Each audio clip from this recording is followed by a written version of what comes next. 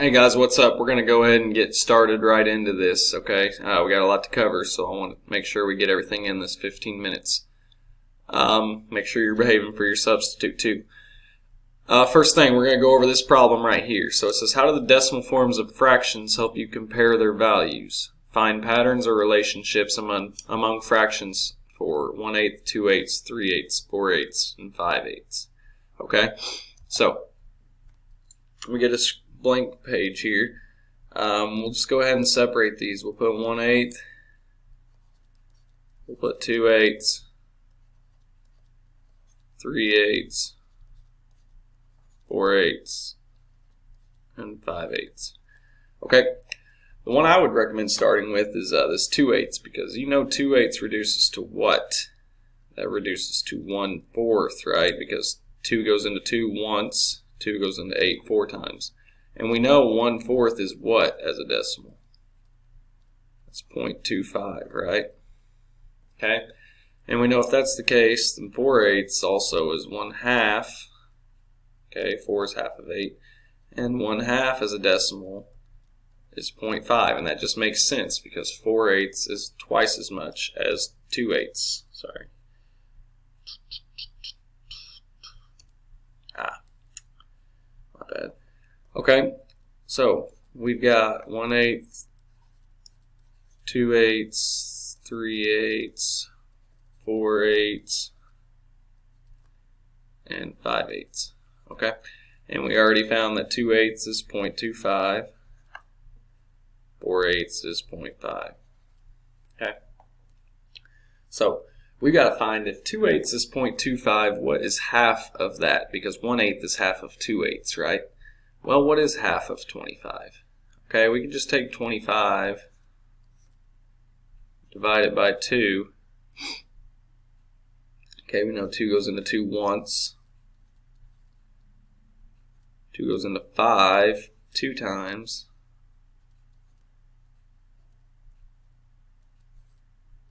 Add our decimal place, drop our 0, 2 goes into 10 5 times. So it's 12.5.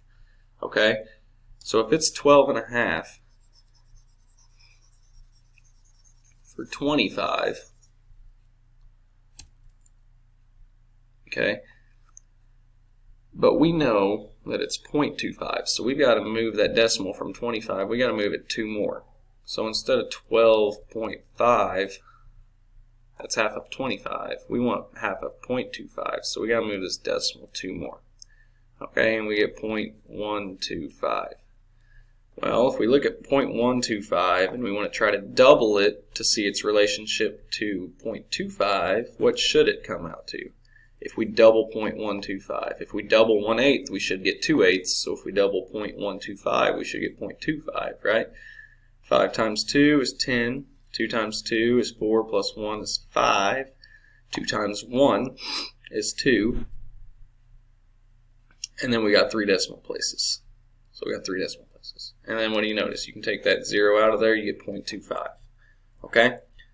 So that's a few different ways of looking at that. And then we know every 1/8 at this point, we know every 1/8 is going to be 0.125. So we can take this, look at the 0.25, and know if we go 1.125 more, we will be at 0.375. And if we go at 0.125 more than that, we'll be at 0.5.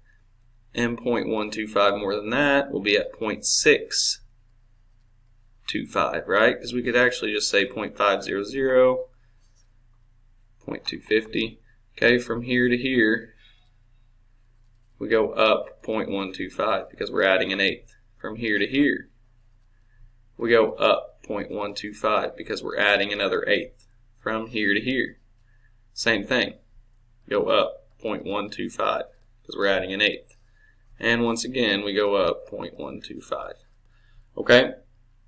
So that's a way to look at that. You can, again, watch that as many times as you want until you understand what's going on. I got to keep going through this so we can get everything in, but now you know what's going on with that. Okay? So we can look at what the book did. Okay?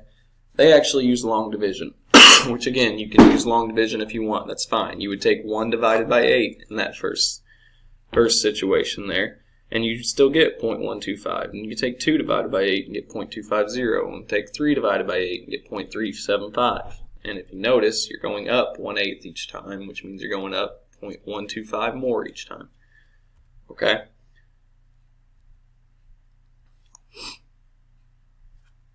Alright, next thing. We're going to look at rational versus irrational numbers. Okay, so we want to know, what is the approximate value of square root of 5? Is this number rational or irrational? Okay, I'm going to go ahead and tell you a rational number can be written as a ratio. Okay, a rational number can be written as a ratio, and a ratio is something like 1 to 4. Well, 1/4 is a rational number because it can be written as a ratio. 4 is also rational because it can be written as 4 over what? 4 over 1. Same as 8 over 2. So 4 over 1 and is the same as 8 over 2, or 12 over 3, 16 over 4. In any situation, 4 can be written as a rational number, right? Okay, so we'll say 0.3 repeating. Well, we just went over that in class yesterday. What is 0.3 repeating as a fraction? That would be 1/3. So it can still be written as a fraction, right? It can still be written as a rational number. It can still be written as a ratio. Remember, rational has the word ratio. It can be written as that 1 to 3. Okay, so with that being said, what numbers can't be written as rational numbers? One example would be pi. Okay, pi cannot be written as a ratio. It's not a rational number. So what is a number that's not rational called? This would be an example of an irrational number. Still got ratio, but this IR means not. IR is a prefix for words and it means not. So it cannot be written as a rational number. It cannot be written as a ratio. Okay? Because it's 3.1415, whatever, all these numbers. And it keeps going on forever, right? So you can't write it as a fraction because it goes on forever. Okay? So what's another example of a ratio, or an irrational number, sorry? Is the square root of 4 a rational or irrational number? And you can pause the video and think about it if you want. I'm going to go ahead and tell you the square root of 4 is equal to what? It's equal to 2, right? Because 2 times 2 gives you 4. So the square root of 4 is equal to 2. And you can write 2 as a ratio. You can write 2 as a fraction. 2 over 1. You could also write 4 over 2. You could write 6 over 3. Any way you put it, you can write that as a fraction. So the square root of 4 is actually rational. Okay? So still, what's another, other than pi, what's an example of an irrational number? Well, here's an example that they give you actually on the PowerPoint. It says, what is the approximate value of the square root of 5? Okay, so there is no square root of 5, right? We look at the square root of 5, there is no number times itself that gives you 5. Okay? So, we do know the square root of 4 is what? We don't know the square root of 5. The square root of 4 is 2. We do know the square root of 9 is 3. So if the square root of 4 is 2 and the square root of 9 is 3, sit there and think for a second. What's the square root of 5's answer going to be between? Okay, it's going to be between, somewhere between 2 and 3, right? If the square root of 4 is 2, the square root of 9 is 3, then the square root of 5 is going to be somewhere between 2 and 3. Okay? even closer approximation. Okay, we know 5 is closer to which one? 4 or 9? Which one? 5 is closer to 4. So the square root of 5 is going to be closer to the square root of 4's answer.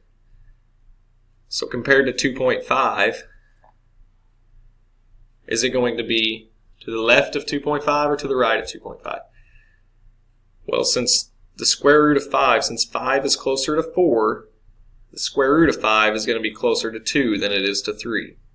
Okay? So it's going to be less than 2.5. So now we know it's somewhere between 2 and 2.5, somewhere in there. And it's quite a bit closer to 4 than 9, right? 5 is quite a bit closer to 4 than 9.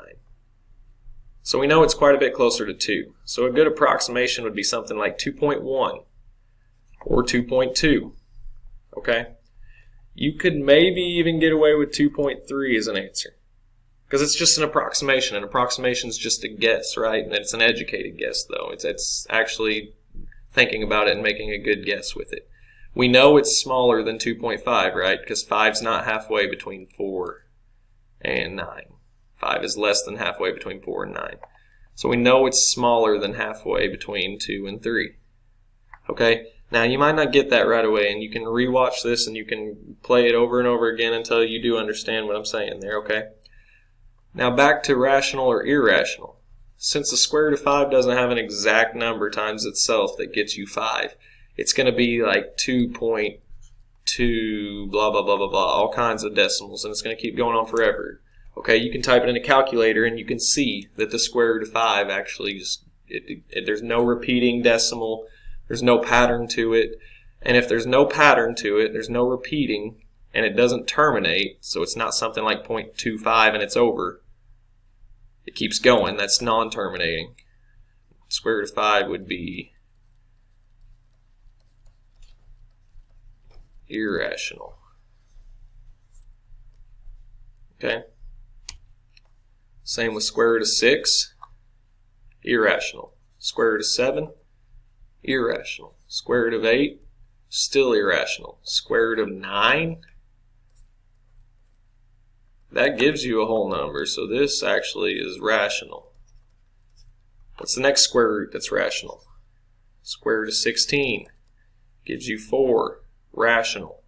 Square root of 25 gives you 5, rational.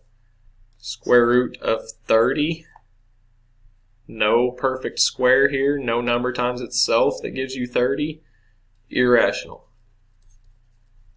That would be irrational. Okay? So that's the difference between rational and irrational.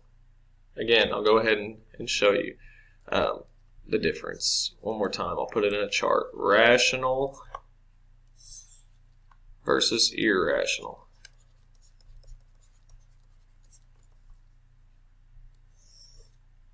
Rational can be written as a fraction or a ratio. Decimals are terminating.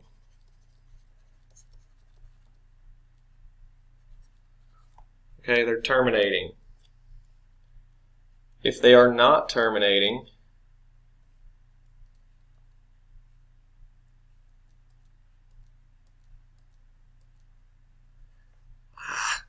hang on a second.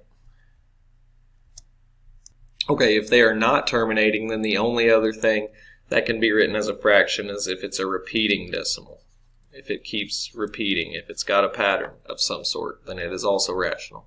Irrational cannot be written as a fraction. No fraction. It does not terminate. Non-terminating. And non-repeating. No repeating decimal. Non-repeating. Alright, you can pause this and look at it if you need to. Okay? So, rational versus irrational, we'll also be able to estimate square roots. So this is the only problem I want you to do for this, okay? I want you to estimate what you think the square root of 95 is, okay? So it's not a perfect square. Just estimate to your best of your abilities what you think the square root of 95 is. That's your one problem to get done for this. Okay, when you're done with this, you can watch it again if you want, then get on iReady. Do not get on anything else.